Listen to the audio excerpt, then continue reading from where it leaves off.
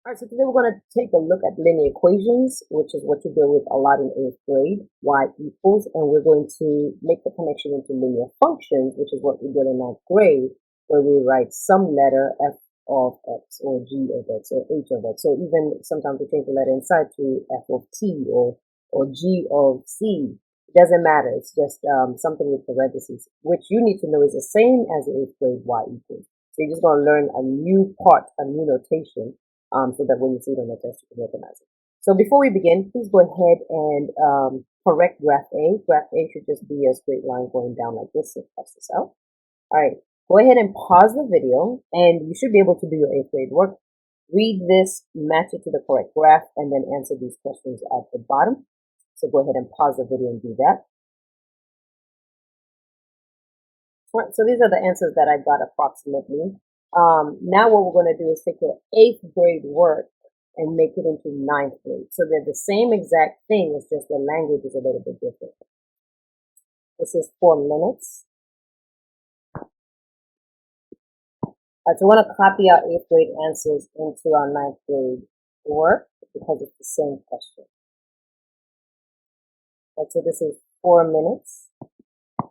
Right, so these are our answers for our 8th grade work, and we're just going to transfer that into our 9th grade. So you'll see that this is the same question here. So go ahead and write in here 3 ounces, 5.8 ounces, and 4 minutes. So looking at the 9th grade work, let's first start to define some things, okay? So we're looking at linear functions. F of x, so instead of the y, in fact, I'm going to say f of x is same, go ahead and copy this down, same as y equals. That way you just get it in your head when you see y equals, or sometimes you see f of x, like they're the same thing. So what does f of x simply replaces the y in the equation, y equals 2x minus 4. So now you can see instead of y equals 2x minus 4, we're writing f of x equals 2x minus 4. Again, f of x is the same as y equals. All right, turn about. Function notation tells us the name of the function, and this is going to be something I asked you in the summary, so please make sure you know it. What does function notation tell us? Function notation tells us the name, okay? So I'm going to go ahead and write that answer. This function is called f. So this is the name of the function. This function is called f, okay? And the algebraic rule it will be using. So after the equal sign, you have the rule it will be using. So again, the algebraic, the name of the function is what's before the equal sign, and then after the equal sign is the algebraic rule. But please keep in mind that I am going to ask you that question. So let me say it one more time.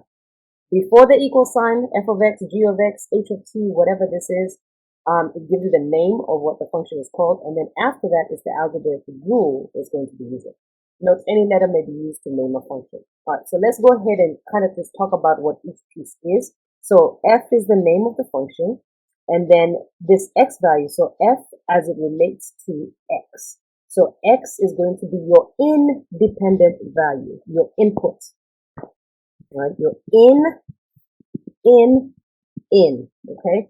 Your independent value. What that means is x is the one that's calling the shots, and then because x calls the shots, f of x is what changes. So that's going to be your dependent value. So right here, your output, okay? So after your equal sign, you get a number, which is called your output, and that's going to be your dependent. So again, whatever's in the parentheses is calling the shots. It's independent, okay? In other words, they don't ask for permission to do anything. Whatever is after the equal sign is the dependent value. It's what depends on whoever is calling the shots. For example, your mom, your guardian is calling the shots. He is independent. You as a child are dependent because you have to listen to whatever your parents or guardians are saying. All right, so independent is your input value. So before the equal sign right here, we'll put it inside. And then output, what you get after you put it in, is your dependent value. So what you're putting into the function, independent. What you get out, dependent. So your parents are what's going into the function, and then they get the child out, that's dependent, okay? All right, so you do need to know what independent and dependent is because you will be getting some questions. All right, so write the 8th grade answers for questions 1 through 3 in 9th grade math. Hint, look at the x-axis and y for labels to help you function notation. So every single time what I want you to do is always, for function notation, I need the x.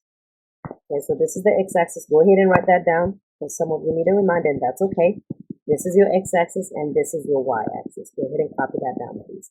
All right, so I always want, for function notation, three things: your x-axis, your y-axis, and the name of the graph.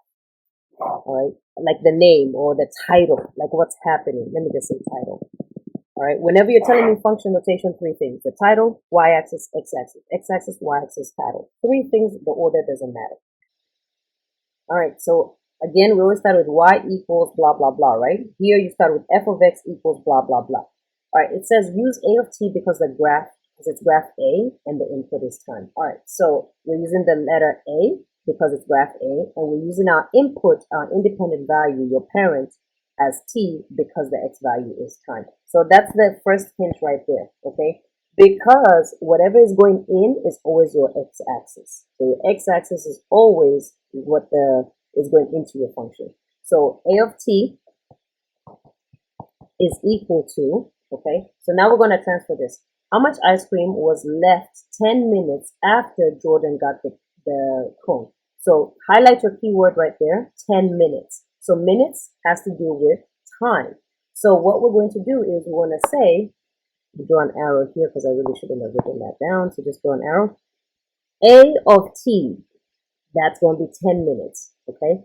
So after 10 minutes, how many ounces do I have? That's my output. I have 3 ounces left. And I'm going to write ounces, but this functional notation, so don't write it.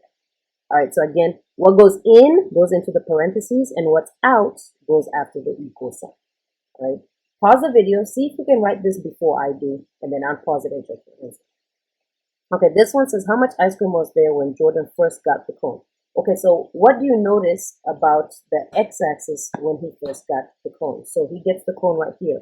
What's my x value? So you come down to x. The x value is 0. Okay, so 0. So how much ice cream was left? So a of 0 minutes. When he first gets the cone, no time has passed. So a of 0, and then what is his output at that point? It's going to be 5.8. Okay, so again, your x is what's going in here, and then whatever your y is going over here. At what time did Jordan have approximately 4.8 ounces? So you can see it's changed. The question's changed. Go ahead and highlight that or underline it. So now it's ounces. So this is no longer my input, but it's my output. So that comes after the equal sign of ice cream is left. So 4 minutes is what my input.